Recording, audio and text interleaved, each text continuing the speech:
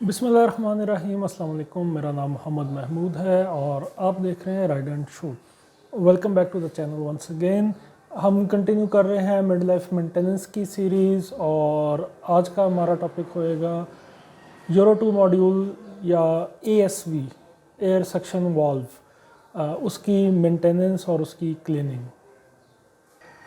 हम डिटेल में देखेंगे कि ASV यूनिट काम किस तरह से करता है और एमिशंस को जो सा है लेस हार्मफुल बनाने में इसका क्या किरदार है एक ओवरऑल कंबस्टन सिस्टम में आपकी बाइक के। तो अभी मैं सबसे पहले बाइक को जो सा है रीअरेंज करते हैं और ASV यूनिट जो सा है उसको रिमूव करते हैं। जी व्यूअर्स, तो दिस इज़ आवर ASV या जिसको हम यूरो 2 मॉड्यूल के नाम से जानते हैं, एयर सक्शन वाल्व। अभी देखते हैं कि एयर सक्शन वाल्व एक ओवरऑल सिस्टम में किस तरह से कनेक्टेड होता है। तो बेसिकली इसके 3 पॉइंट्स हैं जिससे ये ओवरऑल बाइक के एग्जॉस्ट सिस्टम के साथ कनेक्टेड होता है। एक ये बड़ा पाइप है, this is the intake side of the ASV। ये पाइप आ रहा है आपके एयर फिल्टर बॉक्स में से। ये पाइप सीधा जाता है आपके एयर फिल्टर बॉक्स में से, फ्रेम के नीचे से यहाँ से होता हुआ। और इसका दूसरा आउटपुट है ये वाला पाइप। ये पाइप अगर मैं आपको यहाँ से दिखाना चाहूँ तो ये पाइप जाता है आपके एग्जॉस्ट मैनिफोल्ड में, बाइक के एग्जॉस्ट मैनिफोल्ड में। और थर्ड ये कनेक्टेड होता है आपके इस छोटे वैक्यूम लाइन से।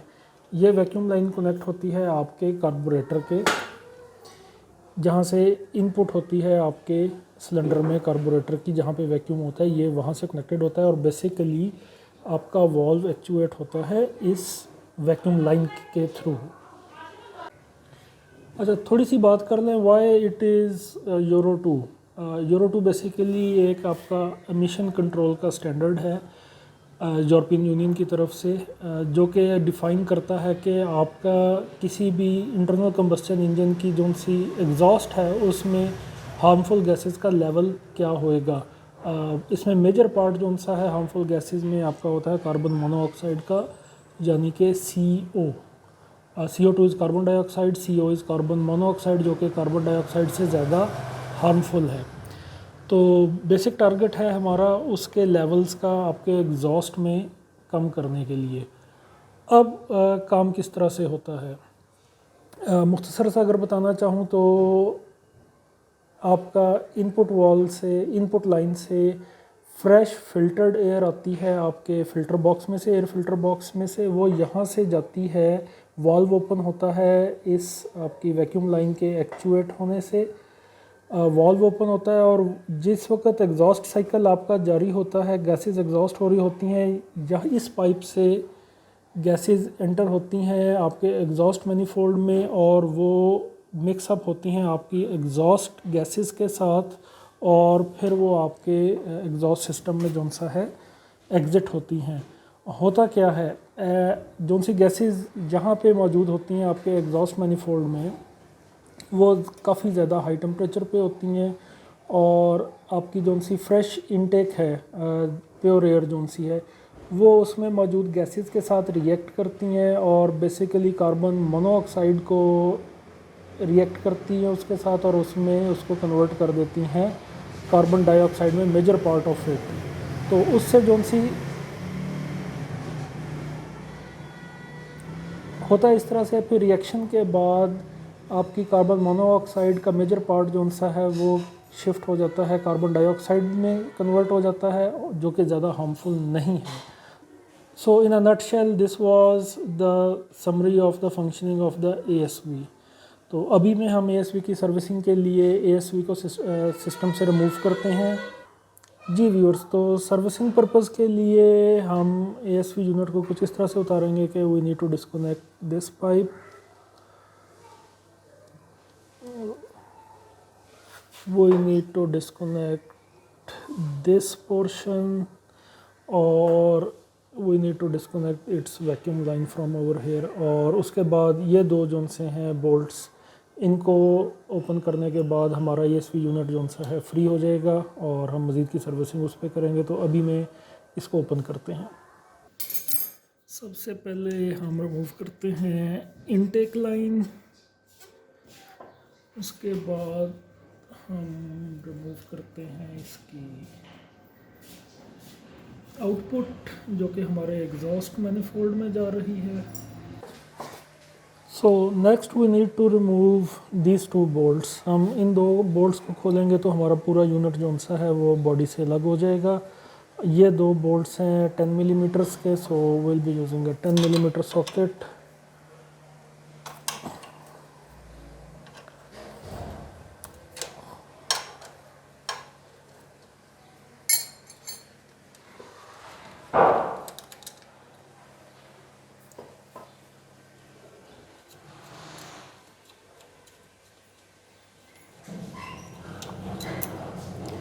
Like this. और अभी में हम इसकी वैक्यूम लाइन जो सी है उसको भी रिमूव कर लेते हैं।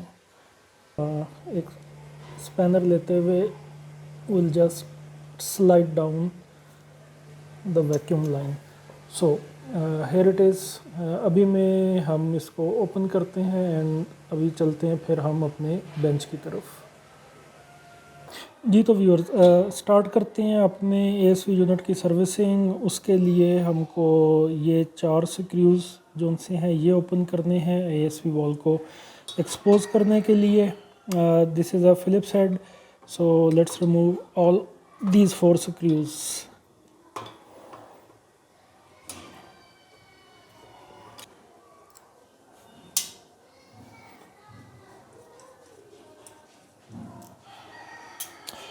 स्क्रूज़ रिमूव करने के बाद हम ये कैप इसको रिमूव करेंगे तो हमारा रीड वॉल्व एक्सपोज होएगा। This is the reed valve.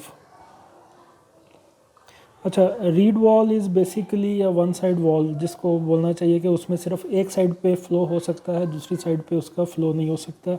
And we don't need to open this screw. Basically ये स्क्रू जितना टाइट हुआ है वो इस रीड वॉल की टेंशन को जो सा है डिटरमिन करता है कि इस वॉल की टेंशन कितनी है, ये कितने प्रेशर के साथ ओपन होगा या क्लोज़ होगा। अगर तो हम इसको ओपन कर देते हैं तो इट्स नियरली इम्पॉसिबल कि हम इसको एग्जैक्टली उतना टाइट कर सकें कि जितने हमको रिक्वायर्ड है इस वॉल की फंक्शनिंग के लिए। So will place it like this. जी व्यूअर्स, अगर हम बीच में देखें तो हमको एक स्प्रिंग नज़र आ रहा है जो कि एक्चुएट होता है हमारे इस वैक्यूम लाइन से। यहाँ पे सिर्फ एक डायाफ्राम है। We really don't need to open this side क्योंकि कुछ भी नहीं है, ये साइड सील्ड है और ये साइड पे यहाँ से इनपुट होती है, सॉरी इस तरफ से इनपुट होती है और यहाँ से जौन सी है वापस हमारे आउटपुट मैनिफोल्ड को जौन सा है एयर चली जाती है। So this was pretty much it के जितना हमको इसको खोलने की ज़रूरत है। नेक्स्ट हम कार्ब क्लीनर की मदद से जौन सा है इसको अच्छे से जौन सा है साफ़ कर लेंगे।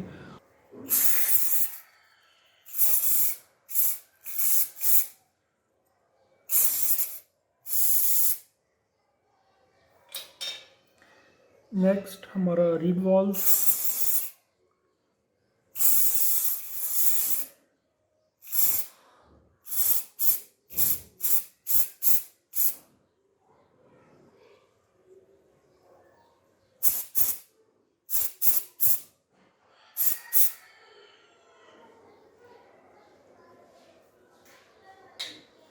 एंड फाइनली हमारा ASV unit itself.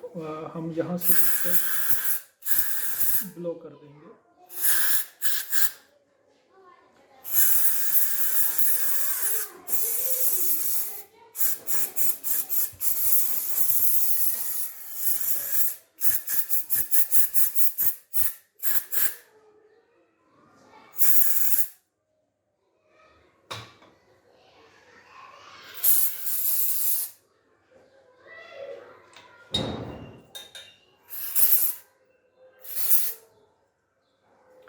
So will just let these components dry and then इसी तरह जो सा है रिवर्स ऑर्डर में इनकी दोबारा में असेंबली हो जाएगी।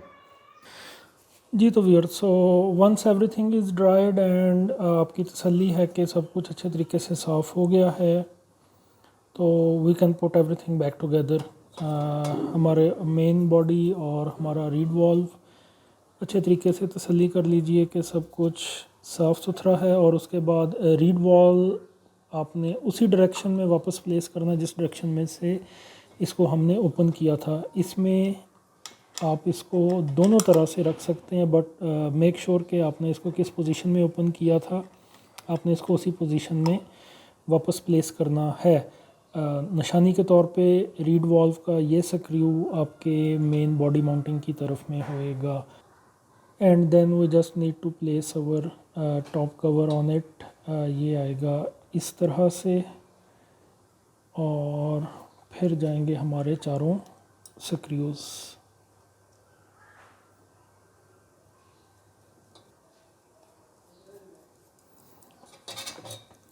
चारों स्क्रूज़ को क्रॉस पैटर्न में हम टाइट कर लेंगे।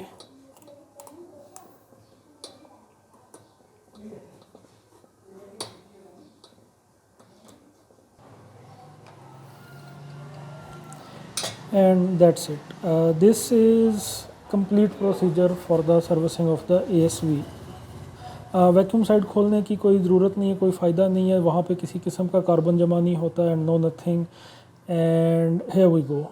Next step is put it back on the motorcycle. जिस तरह से हमने इसको रिमूव किया था एग्जैक्ट उसके रिवर्स प्रोसीजर के तहत हम इसको बाइक पे वापस माउंट कर देंगे।